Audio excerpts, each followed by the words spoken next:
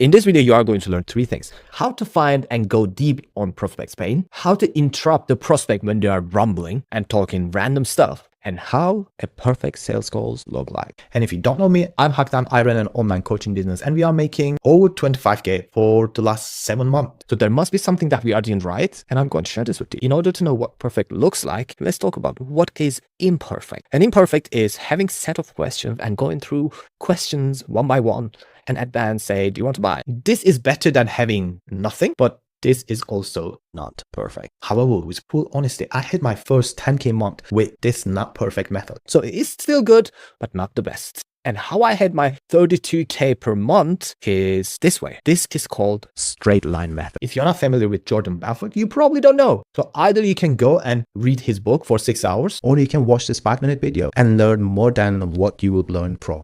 A sales call is a straight line from hi to I want to buy. And the fastest way to go from one point to other point is a straight line. That's why it's called straight line system. But there are middle steps in this straight line. And you need to know the points between these two ends So you can create a straight line.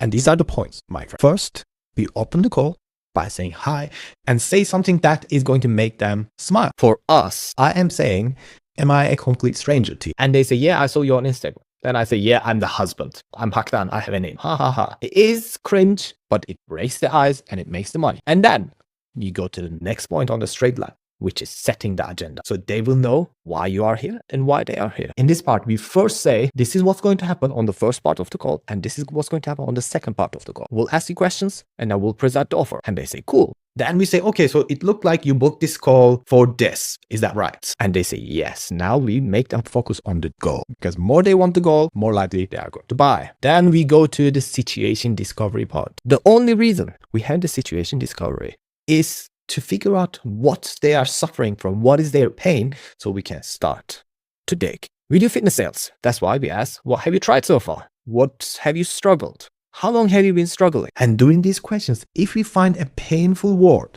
like I'm scared. I'm ashamed. I'm embarrassed, I feel weak, I feel like I'm aging so quick, like these type of things that are emotional, We stop at that stage. we don't go further in the situation discovery.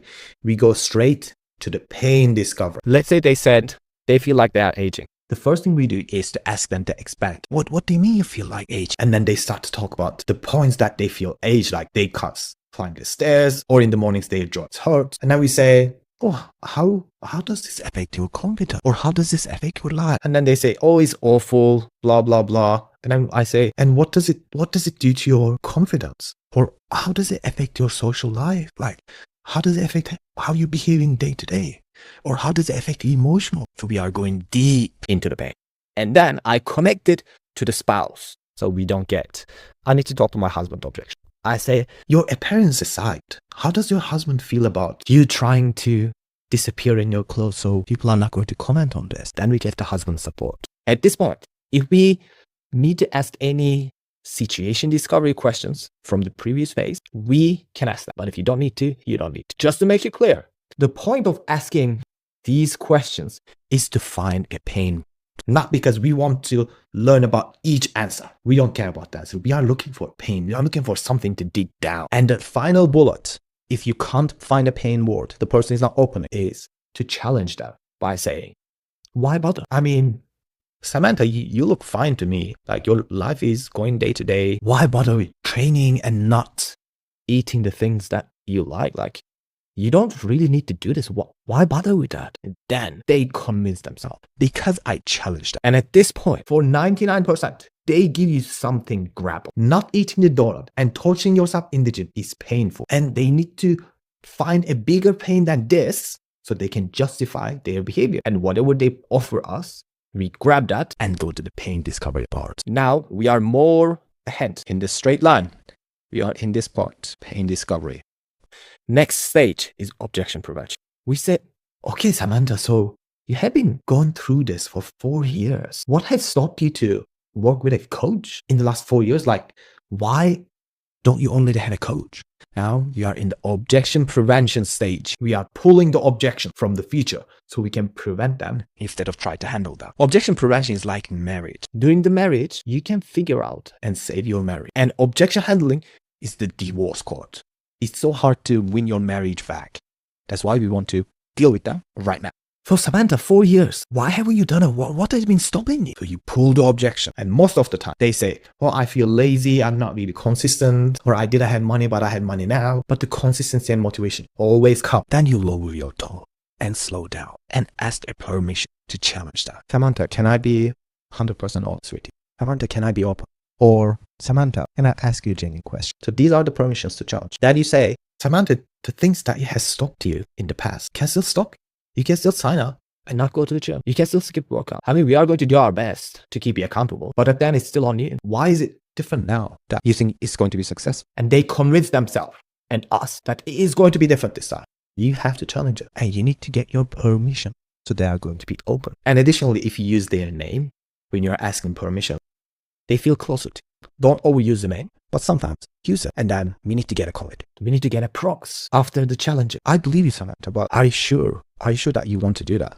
You want to actually spare 30 minutes 3 times a week and pay attention to your nutrition to lose weight? Like, do you think this is the time? And they say yes, because they can't conflict with themselves, can they? Objection prevention is done. Now we are getting close to the offer presentation. We set the expectations. Okay, so you promise everything is cool. What do you expect from us? How can I help you to achieve your goal? And they say, oh, I want a training plan and accountability, motivation, guidance, whatever.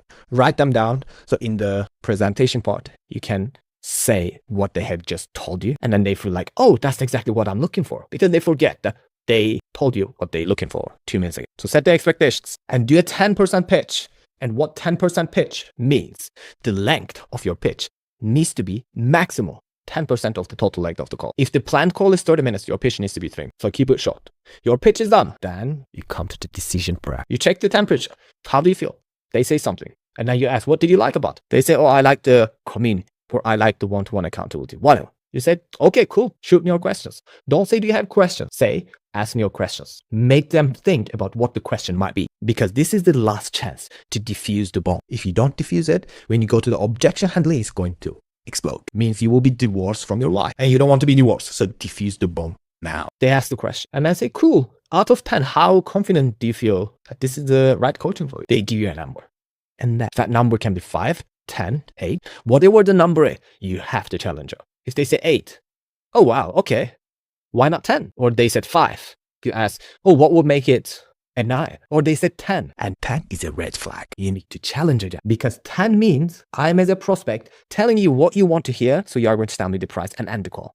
That's what it means. And you need to challenge it.